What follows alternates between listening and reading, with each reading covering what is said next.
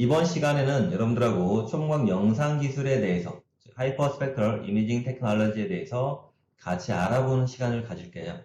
목차는 다음과 같이 분광 영상 기술에 대해서 소개를 하고, 측정 방법들, 그리고 초음광 영상 기술에 대해서 여러분들한테 간략하게 소개를 하고, 초음광 영상 기술은 3차원 영상 측정 데이터이기 때문에 3차원 영상 데이터를 측정하는 방법, 그리고 초음광 영상 측정 시스템이 어떻게 되어 있는지, 그리고 이 시스템을 이용해서 초음광 영상을 측정한 결과를 같이 알아보도록 할게요. 다음은 분광 영상 시스템에서 우리가 어떤 영상 시스템을 적용하느냐에 따라서 검출하고자 하는 대상을 검출할 수도 있고 검출할 수 없을 수도 있습니다. 여러분들 여기에서 지금 개구리가 어디에 있는지 한번 찾아볼게요. RGB 영상인데 개구리 영상이 보이나요? 다른 영상 같이 한번 볼게요. 다음은 IR 영상이에요. IR 이미지에서도 어디에 지금 개구리가 있는지 잘 보이지 않죠? 다음은 근적외선 영상입니다. 이게 잘 보이나요? 홍학생 잘 보이나요? 잘 안 보입니다. 네, 잘 안 보이죠? 그럼 다른 영상 한번 같이 한번 볼게요. 다음은 썸머 이미지예요. 다음에서는 뭐가 지금 나타났죠? 빨갛게. 네, 이 빨갛게 나타난 부분을 한번 확대를 한번 해보겠습니다. 네, 이 빨갛게 확대한 부분에 벽 뒤에 청개구리가 숨어 있습니다. 열영상을 이용하니까 청개구리를 검출할 수 있었는데 다음과 같이 칼라 영상, 그 다음에 IR 영상, 근적외선 영상, 열영상 여러 가지 영상 기술 중에서 우리가 검출하고자 하는 대상물에 따라서 적용하는 분광 영상 기술이 달라지게 됩니다. 그래서 여러분들이 어떤 걸 선택하느냐가 참 중요하게 되겠습니다.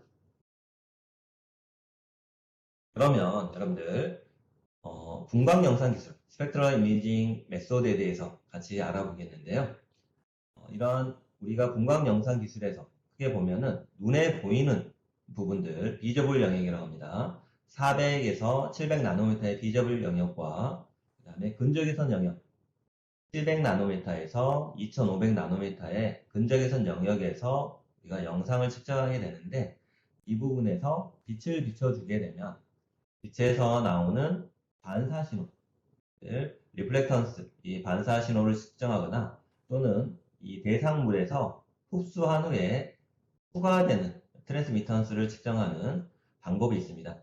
이렇게 해서 대상물에 따라서 어떤 H2O 이러한 분자 구성에 따라서 나오는 신호들이 달라집니다.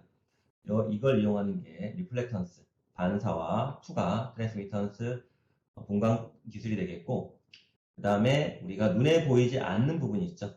그 앞쪽, 우리가 가시광 영역의 앞쪽 영역에서 나오는 신호가 형광 신호가 됩니다. 이때는 UV광을 조사해서 나오는 신호인데 이런 반사 신호나 투과 신호에 비해서 약 1000분의 1 정도의 신호가 나옵니다. 미세한 신호를 이용해서 측정하는 게 분광 영상이 되겠고 분적외선 영역 너머에 우리가 라만 스캐터링이라고 있는데 이 신호는 빛을 비추면은 산란되는 특성을 이용해서 측정하는 방법이 되겠고 이때는 이러한 반사나 투과보다 10의 -6승 정도의 감도에 있는 신호들을 측정하게 되겠습니다. 그래서 미량의 성분을 측정하는 데 활용을 할 수 있습니다. 이러한 분광 기술 중에서 초음광 영상 기술은 이러한 분광 기술과 영상 기술이 혼합된 기술이 되겠습니다. 분광 기술은 빛을 이용해서 시료에 빛을 비춰주고 나오는 신호를 측정하는 센서로 측정하게 되겠고 이러한 근적외선 신호들을 머신 비전 카메라를 이용해서 영상 신호와 두 개가 융합된 기술이 되겠습니다. 두 개가 융합이 돼서 우리가 원하는 부분들 빛을 비춰줬을 때 나오는 신호를 측정하는데 카메라에서 나오는 모든 픽셀의 분광 스펙트럼 정보가 측정이 되고 또한 모든 파장에서 각 파장별로 영상을 획득할 수가 있어서 어느 부분에 성분이 당도가 높은지 어느 부분이 오염이 되어 있는지 등을 측정할 수 있는 기술이 초음광 영상 기술이 되겠습니다. 그래서 근적외선 분광 기술은 시료의 성분의 함량이 얼마만큼 높은지 또는 그 시료에 어느 정도 오염이 되어 있는지를 측정할 수가 있는데 함량이 높은 부분과 오염된 부분이 어느 곳인지 확인할 수 없습니다. 머신 비전 기술은 오염된 부분을 찾을 수 있어요. 그렇지만 스펙트럼 정보가 없기 때문에 이 오염된 곳에서 얼마만큼 오염이 되어 있는지 측정할 수 없습니다. 이런 두 가지 기술들이 혼합된 초분광 영상 기술, 하이퍼 스펙트럴 이미징 테크놀로지는 오염된 부분에서 어느 정도의 오염이 됐는지, 어떤 부분에서 함량이, 강도가 어느 정도 높은지, 성분까지 높은 정도까지 측정할 수 있는 기술이 초분광 영상 기술이 되겠습니다. 이러한 초분광 영상 기술은 카메라 기술이죠. 카메라 기술의 발전을 보게 되면은 그레이스케일 카메라는 어떤가요? 단색 영상 하나만 측정이 됐습니다. 여기에서 발전이 되면 RGB 카메라가 나왔죠. 우리가 사용하는 RGB 카메라는 어떤가요? RGB 세 가지 색상의 영상을 측정합니다. 그리고 이거에 조합이 되어 있는 카메라가 RGB 카메라가 됩니다. 그러면 초분광 영상 카메라는 어떻게 될까요? 다음과 같이 이런 파장 영상들이 수십에서 수백, 수천 개의 영상이 조밀하게 들어가 있는 게 초분광 영상 기술이 되겠습니다. TV로 이야기를 하게 되면은 흑백 TV, 그 다음에 칼라 TV, 요즘에 8K TV처럼 해상도가 아주 높은 기술이 초분광 영상 기술이 되겠습니다. 이런 초분광 영상 데이터를 측정하는 방법은 여러 가지 방법이 있는데, 한 가지 방법은 한 점을 측정을 해요. 포인트 스캔이라고 하죠. 한 점을 측정해서 이 면에 있는 정보를 모두 다 측정을 해서 3차원 데이터를 획득을 합니다. 이렇게 획득하는 방법이 있고, 다음 방법은 한 라인씩을 측정합니다. 한 라인에 스펙트럼 정보들이 다 있는 거죠. 이렇게 해서 누적을 시켜서 우리가 3차원 데이터를 획득하는 방법이 있고, 다음 방법은 면을 측정하는 방법입니다. 면이라고 하면은 파장별 영상이 되겠어요. 각 파장의 영상을 측정해서 이거를 쭉 쌓아가는 방법이 에어리어 스캔. 이 세 가지 방법 중에서 라인 스캔 방법이 온라인에 적용할 수 있는 가장 이상적인 방법이 되겠습니다. 초분광 영상 시스템에 대해서 우리가 같이 실물을 보기 전에 어떻게 구성이 되어 있는지 같이 한번 볼게요. 초분광 영상 시스템은 초분광 영상 카메라가 필요하겠죠. 그 다음에 빛을 비춰주는 라인 라이트이 있습니다. 그 다음에 시료를 움직여주는 무빙 스테이지가 있어요. 여기서 빛이 들어갈 때는 다음과 같이 빛이 아래쪽에서 카메라에 들어가게 되면은 빛을 분광을 시켜주는 이미지 스펙트로그래피가 있어요. 이 스펙트로그래피에서 분광을 시킨 후에 카메라에서 분광된 정보를 획득해서 3차원 데이터를 획득하는 방법이 되겠습니다. 여러분들 초분광 영상 시스템을 같이 한번 살펴볼까요? 다음 시스템이 초분광 영상 시스템이 되겠습니다. 위에 있는 카메라가 초분광 영상 카메라예요. 그리고 빛을 비춰주는 라인 라이트이죠. 그 다음에 아래쪽에 사과에 빛을 비춰주고 있죠.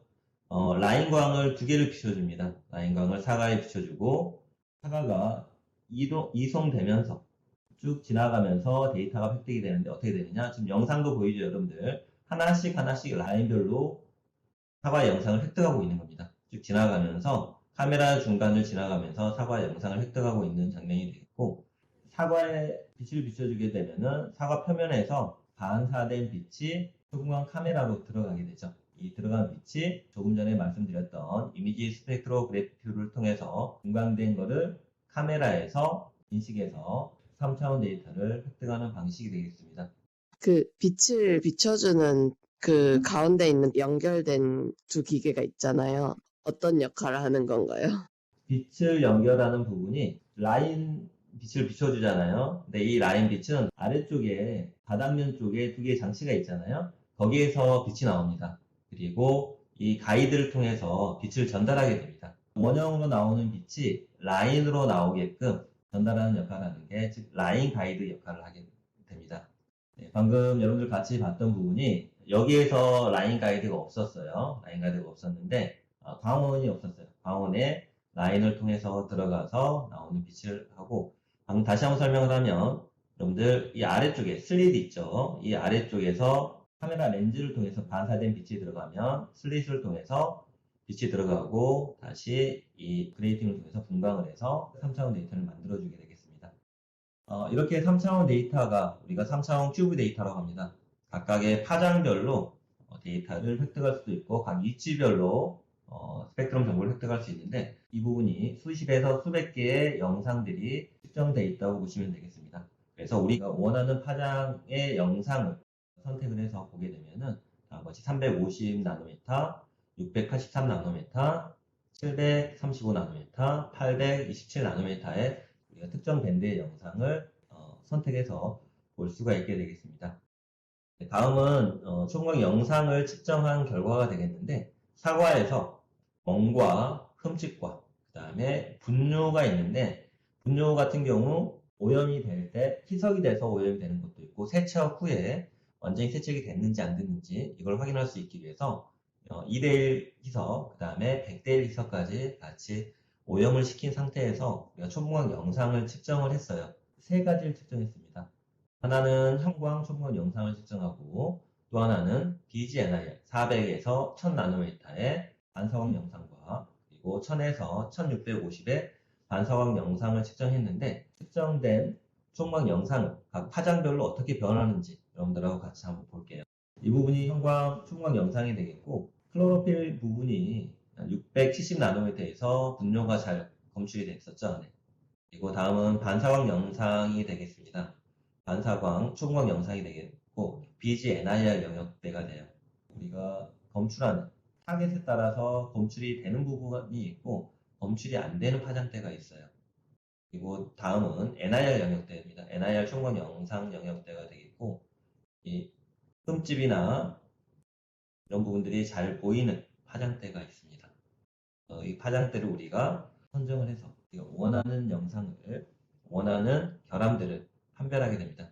이걸 다시 한번 정리하게 되면은 형광 영상에서 우리가 검출하고자 하는 멍이나 자상 부분들과 분뇨의 오염 부분들에 따라서 460 나노미터의 형광 영상과 670 나노미터의 형광 영상에서 각각의 우리가 원하는 결함들을 검출할 수가 있었고, BGNIR 리플렉턴스 초광 영상에서는 다음과 같이 600, 800, 1200, 1600 각각의 파장 영상에서 우리가 원하는 부분들을 검출할 수가 있습니다.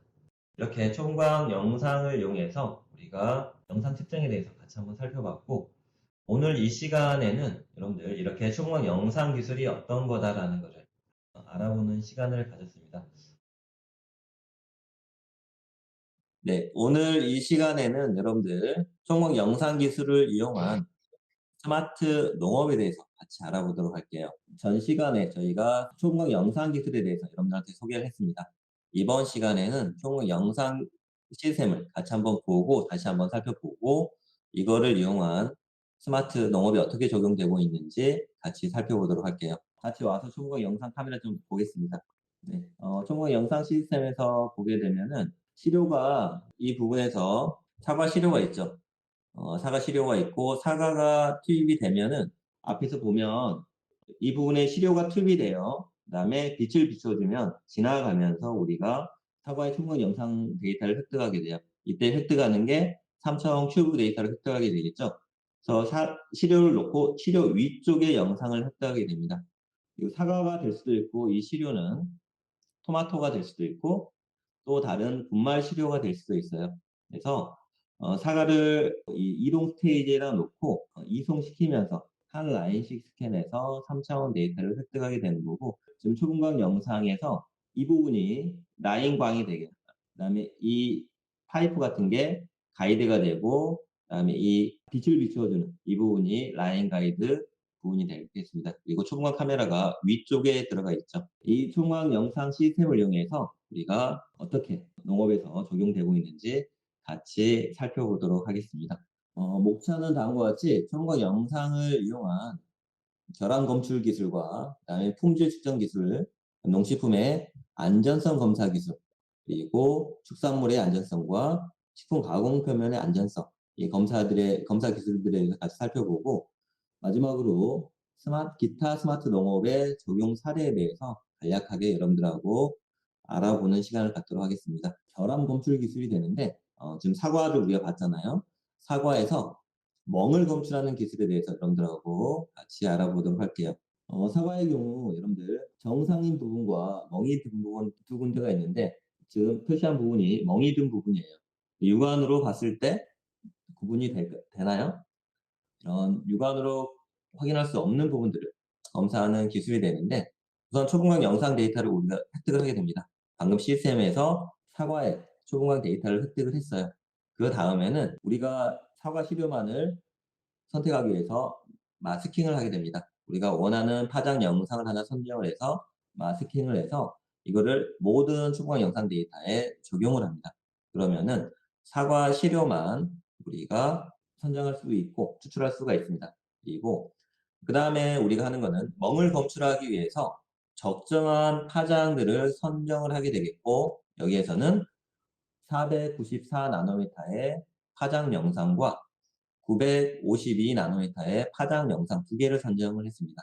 그리고 이 두 개의 B영상, 투밴드 레이저 영상을 만들고 바이너리 이미지로 이거를 이진화 이미지로 만든 후에 우리가 불필요한 스캐터리 된 픽셀들을 제거합니다. 이렇게 해서 우리가 투밴드 레이저 알고리즘을 개발하게 되는데 멍이 발생한 후에 시간이 지나면 1일부터 9일차까지 사진을 살펴보면은 육안으로 우리가 멍이 든 부분을 확인할 수 있나요? 네, 좀 어렵습니다. 그렇지만 우리가 투밴드 레이저 알고리즘을 이렇게 이용하게 되면은 1일차부터 9일차까지 멍이 든 부분이 어떤가요? 점점 커지게 되죠. 이렇게 눈에 보이지 않는 멍 발생 1일차부터 검출할 수 있는 데 적용을 할 수가 있습니다. 이렇게 결함 검출하는 데 활용할 수가 있고 다음은 농식품의 품질 측정하는 데 활용할 수 있는데 내부 품질이나 단맛 측정에 활용을 할 수 있습니다. 과일 내부 품질의 경우는 여러분들 토마토의 사례를 좀 살펴볼게요. 토마토의 초봉 영상 시스템에서 시료를 이송시키면서 영상을 측정을 했습니다. 여기에서 우리가 원하는 마스킹을 합니다. 토마토 시료만 마스킹을 해서 그 부위의 초분광 데이터를 획득하고 이 초분광 데이터를 이용해서 앞에서는 두 파장을 이용했는데 이때는 전 파장을 이용합니다. 모든 파장의 영상을 활용을 해서 PLS 이미지 분석 모델을 개발하게 되겠고 이 개발하게 되면은 다음과 같이 토마토의 함수율 그리고 토마토의 산도 그리고 토마토의 당도의 분포를 어느 부위에 당도가 높은지 어느 부위에 산도가 높은지 어느 부위에 함수율이 높은지 등을 알 수 있는 예측 모델을 개발하고 이렇게 내부 품질을 확인할 수도 있습니다. 그리고 다음은 앞에서 측정했던 사과 내부에서도 당도 분포를 측정할 수 있는데 이렇게 측정하는 이유는 사과를 먹어보시면 어떤가요? 어느 부위는 좀 더 달고 어느 부위는 좀 달지 않아요. 사과 하나에서도 당도가 다릅니다. 단맛이 높은 데와 단맛이 낮은 데가 있는데 이 부위를 살펴보면은 당도가 11브릭스에서 18브릭스 네, 18브릭스 아주 맛있는 데입니다. 당도가 낮으면 파란색, 당도가 높으면 빨간색인데 각 위치마다 당도가 어떻게 분포되어 있는지를 초음각 영상 기술을 이용하게 되면은 이렇게 확인할 수 있다라는 거.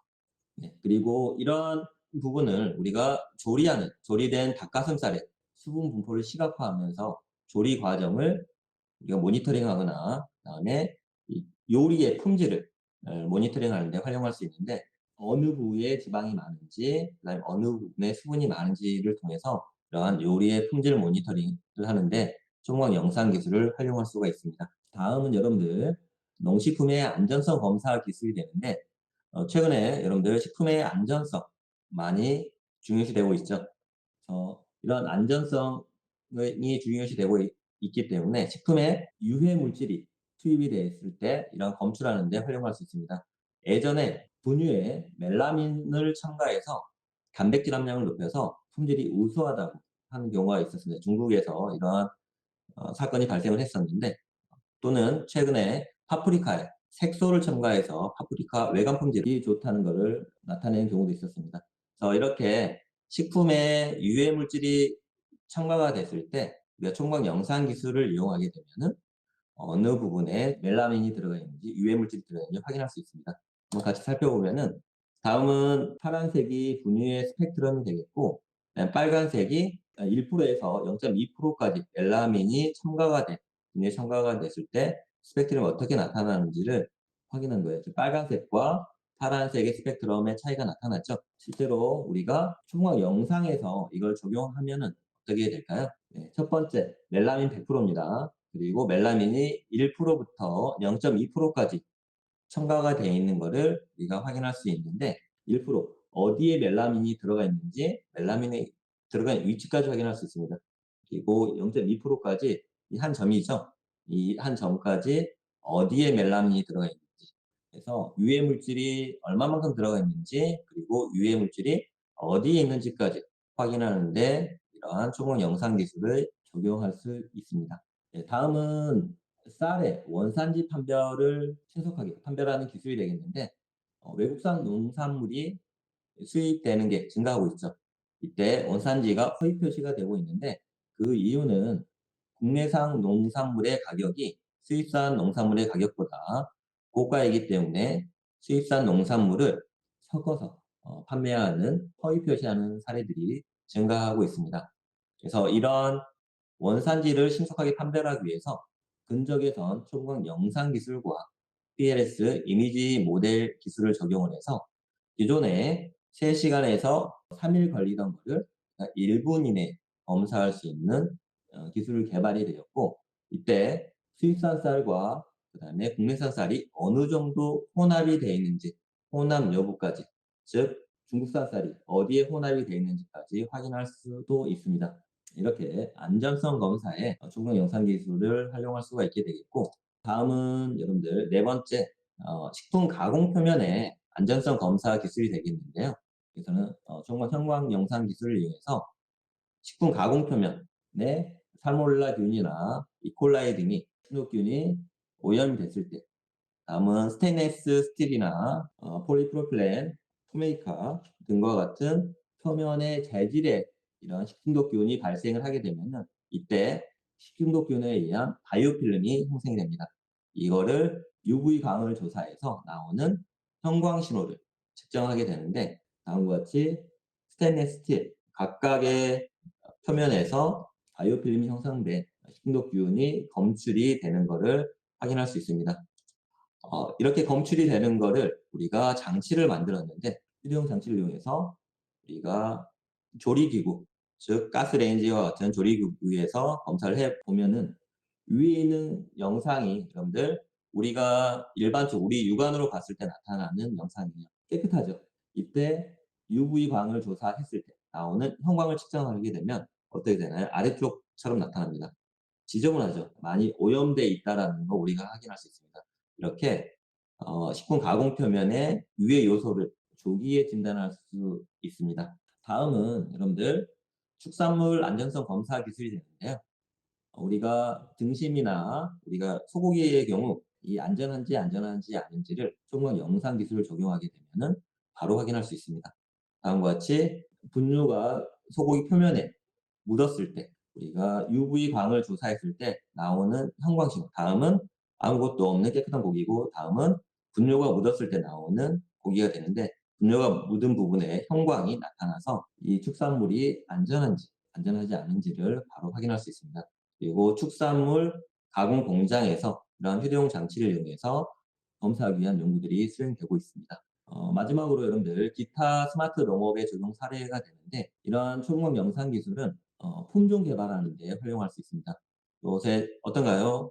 이 가뭄이 심한 경우에 이런 가뭄에 강한 품종 조기에 선발할 수 있는 기술의 초공업 형광 영상 기술을 이용할 수가 있는데 물을 주지 않는 가뭄 스트레스를 주면서 기존에 물을 잘 줄 때와 잘 주지 않을 때 특성들을 조사해서 다음과 같이 콩이 되겠어요. 여기는 콩에 스트레스를 주고 가뭄 스트레스를 주고 가뭄 스트레스 주지 않았을 때 두 개의 차이 2일차부터 16일까지 물을 준 경우와 물을 주지 않은 가뭄 스트레스를 준 경우에 콩의 잎의 변화가 어떻게 되는지를 측정을 해서 스트레스의 반응이 큰지 반응이 작은지를 즉 스트레스의 저항성이 강한지 강하지 않은지에 대한 품종을 선발하는 데 활용할 수가 있게 되겠고 우수한 품종을 선발하는데 수개월에서 수년이 걸리기 때문에 선발기간을 단축시키는 데 활용을 할 수가 있게 되겠습니다.